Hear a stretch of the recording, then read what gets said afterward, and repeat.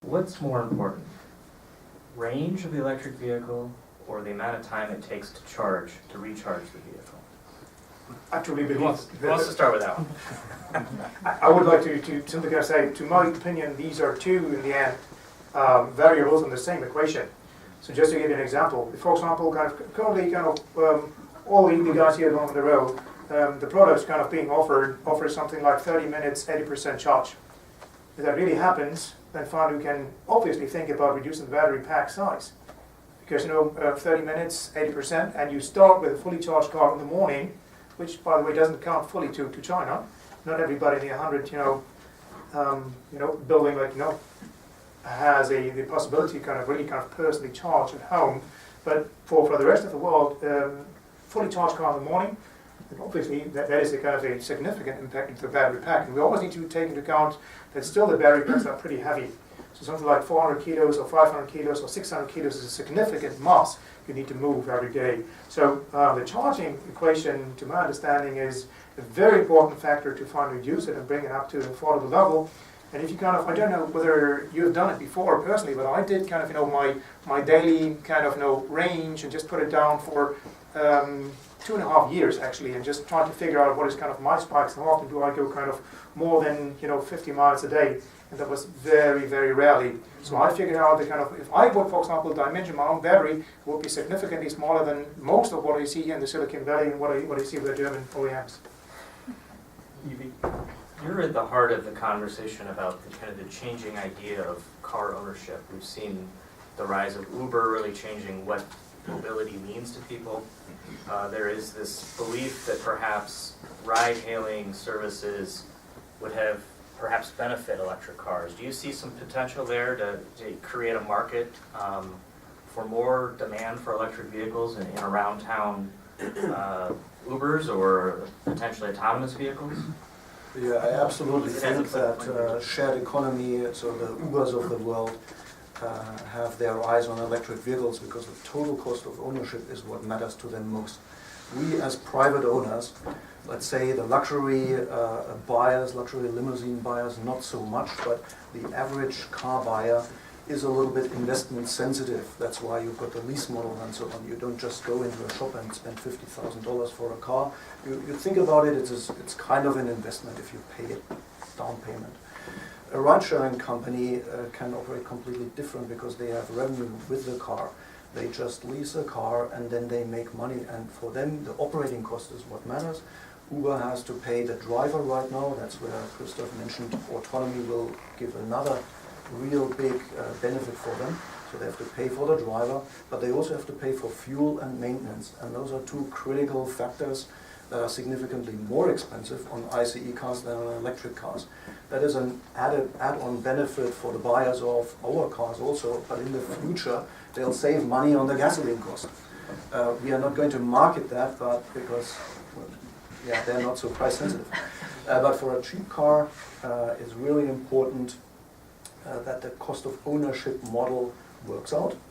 The energy cost is about 1/3 of that of a gasoline car. Your brakes need warranty about only half as often as an electric car because you can recuperate, and the electric powertrain is significantly more robust towards warranty cost from timing belts and cylinder heads and whatever can go wrong in an ICE. It's super complex, an ICE car, and it breaks down significantly more often than an EV. So those are real considerations for the Ubers. And then the second step is going to be the autonomy. And sometimes you go to a station and it's like another network and you're not a member or something, and what needs to occur with charging infrastructure here in the US for electric cars? Does the $2 billion that Volkswagen has to pay to jumpstart electric cars help you all at all? Well, absolutely. Absolutely. As said, I benefited personally, and so we just recently announced a partnership with Electrify America, which is the company that is going to spend all that money, and it's going to spend it very wisely, and you will all see supercharging or ultra-fast charging stations cropping up all over America. So the key thing here is it's not just another Tesla type charging standard that one company can use. It's going to be a charging standard that every OEM can benefit from. It's the CCS combo connector. We are going to have that on our car. Significantly more OEMs will be adhering to this standard, which means every customer can just get at one of those charging stations and charge his car. And up to 300 kilowatt power, that's about 3 times as much as a Tesla does today. So it's going to be really ultra fast. It's going to be every 80 miles throughout the US. It's going to be particularly dense in about 17 urban areas in the first rollout phase. That goes until end of 2019. So end of next year, there's going to be close to 500 ultra-fast charging stations throughout the entire US. And after that, they still have to spend $1.5 billion. So I think it's going to be a great charging. Would just like to add a different perspective. So, times back when we've been trying to really kind of make the very first EV cars work and get people into the car and just try it, and everybody was just about okay, how's kind of the driving experience, but nobody was about okay charging. And when it was kind of a scary thing, and they, especially kind of the board members, etc., just tended to say, okay, give me a fully charged car. And I actually wanted them to make the experience I made, which was kind of the very first experience, have been disastrous, to be very honest. And so I did. So I just simply kind of promised them, yeah, I got a fully charged car, then everybody left, and they would have been left alone with a car which was not fully charged, and they just had a short distance to go, and I just wanted them to experience actually the charging obstacles you usually kind of have. And it exactly came the way like I had it before too. So like the first charging station was broken. The next one was, okay, I need to register first, but I haven't. Okay, then the other one was okay for members only. The next one was kind of a supercharger, but it wasn't kind of applicable to, and then you run kind of really short in mileage.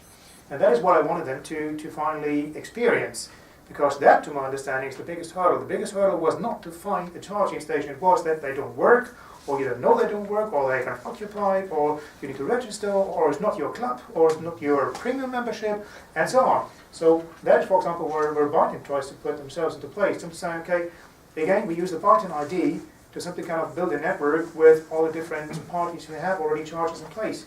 So that is exactly what Silicon Valley is about. So if you, for example, think about, Eric and myself and these guys here, and the Tesla guys and all the other ones, we rather feel like we are brothers to make the same thing happen. We're not kind of competitors in kind of first row. We try to really kind of, for example, partner wherever possible, because I strongly believe charging is an endeavor which everybody of us needs to finally contribute to. And as usual, kind of a team play, if you don't put anything in, you can't get anything back. So it's a team play of all the ones who try to make it happen.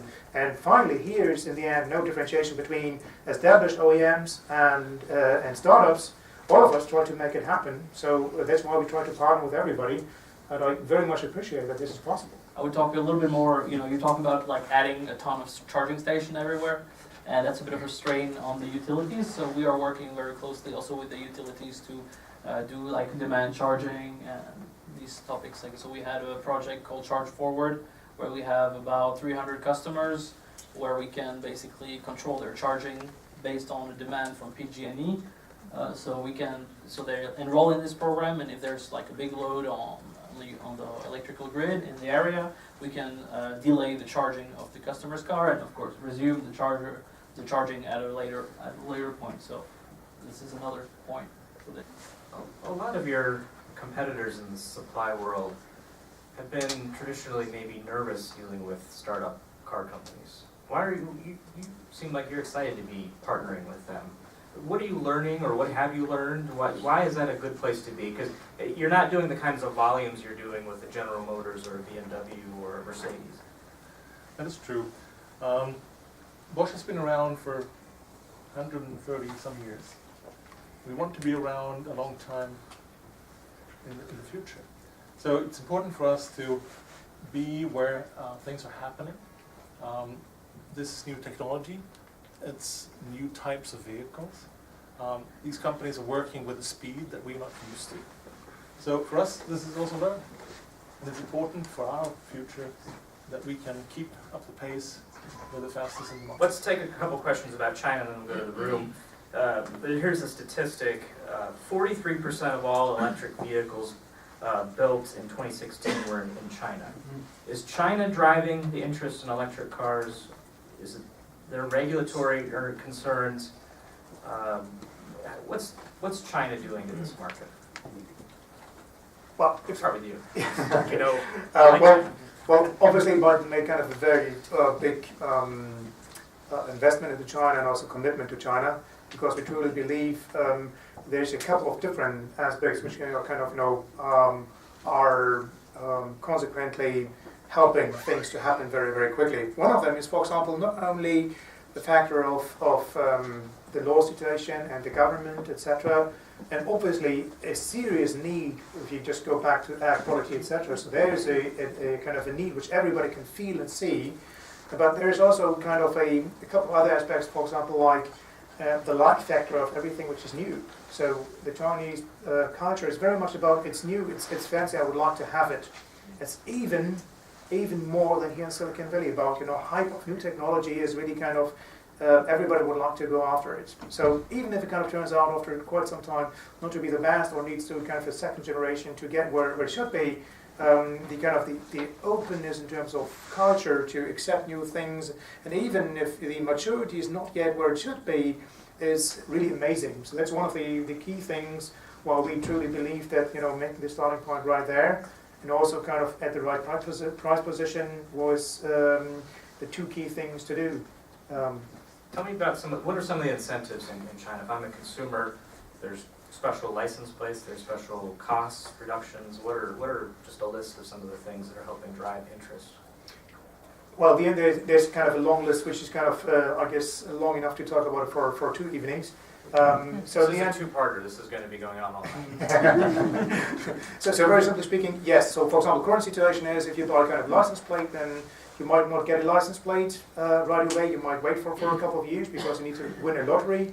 And if you won the lottery, then you might need to figure out whether your last figure is odd or even, and then you're kind of allowed to go just, Monday, Wednesday, and Friday, and Sunday, or the odd numbers than the other days, etc. So that really brings down the value of your car completely and significantly. So the only way to kind of get, for example, very quickly a license plate is actually you can buy a car, but you don't get a license plate, is maybe, for example, to buy an EV car. So that is one of the key things. Another thing is, for example, look not only to China, but also to, for example, Scandinavia, free charging, free parking spots, and so on and so on. For example, parking spots right in front of these shops instead of behind it, and so on and so on. So the list of all of that is very, very long. If you go into not only customer view, but swap perspective back to kind of an OEM, manufacturing costs, etc., then obviously you get lots of subsidies. Also, if you build up fleets, you get lots of subsidies. If you build up a plant, etc., etc. So that is well known in every country. But China is doing that very, very consequently, not thinking kind of only the first wave, but also what is behind. So as everybody does, like, okay, if you have an OEM, then you build tier ones around them, like Bosch and others, and then you've got the energy system around it, and then you've got the consumer electronics around it, which is interacting with it, then you've got the cloud computing, which is connected to that. So it's in the end an ecosystem. And what is kind of very systematically done in China is this ecosystem thinking. And we do have, I guess, similar ways of thinking in Silicon Valley and also in Europe to a certain extent. But the braveness of putting risk money and risk investment into that in China is amazingly high. If I may add to that, I see that actually as one of the huge incentives to go to China. Every single OEM has a go to China strategy. All the big US and European car companies have joint ventures there. And it's the world's largest market for cars in general. Now, of course, it's to be expected that's going to be the largest EV market too. On the other hand, they are very consequently, as Dirk just said, supporting the onset of the electrification. And if I spin it from a slightly different perspective than just seeing, wow, that's a great opportunity for us, they are basically changing their economy from inherited or bought in external ICE products to a completely China-sustained economy, they don't need anybody anymore from the outside. They've got 470 EV startups there. They've got a couple from Silicon Valley or with Silicon Valley outfits and so on, but they've got 470 in the country or something like that we've counted. Not all of them will make it, but I think if 10% make it, they are in a position to take over from the old established supply chains that benefited all these other companies. So I think it's a strategic move, maybe government incentivized. It's an absolutely right move because they have ecological problems, and electric vehicles, as we know, are going to be cleaner as long as they also bring up their coal-generated power infrastructure from a cleanliness level. But I see that it is partially a huge risk to the established OEMs, not necessarily us. But everybody needs to have a good China play.